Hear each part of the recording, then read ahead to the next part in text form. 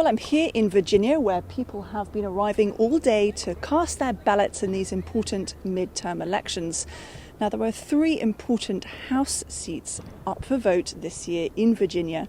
And of course, that's being played across the country where there are 435 House seats up for election as well as 35 Senate seats as well. You can see behind me a number of adverts from some of the candidates for both federal and state elections. And those are people who are trying to convince people to vote for them. One in particular talks about standing with Ukraine, which is one of the election issues that people have been talking about.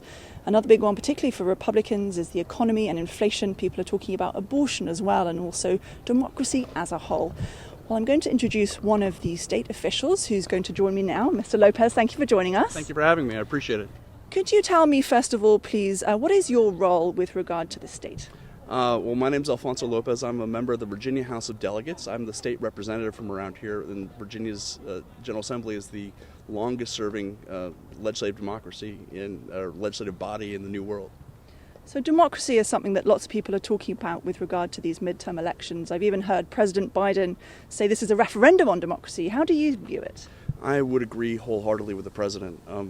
You've seen subtle and overt attempts to suppress the vote. You've seen efforts to muddle up the election process, to call the election into question by one party. And the Republican Party has made a point of, and a part of their election strategy, to call these elections, which have been sort of institutions and sacrosanct in the past, into question.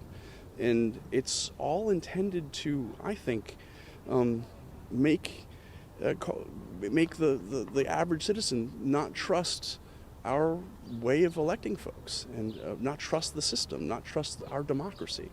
And that in and of itself is harmful.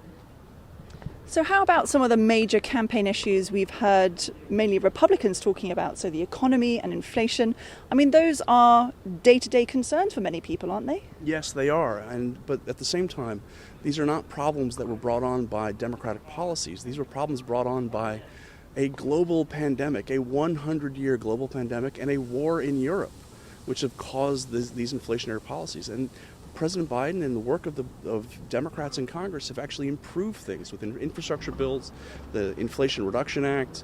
And the fact is that they've put forward policies, and Democrats have put forward policies to make the economy better. You've seen gas prices go down. You've seen prices in stores go down. You've seen all of those things improve over the last year.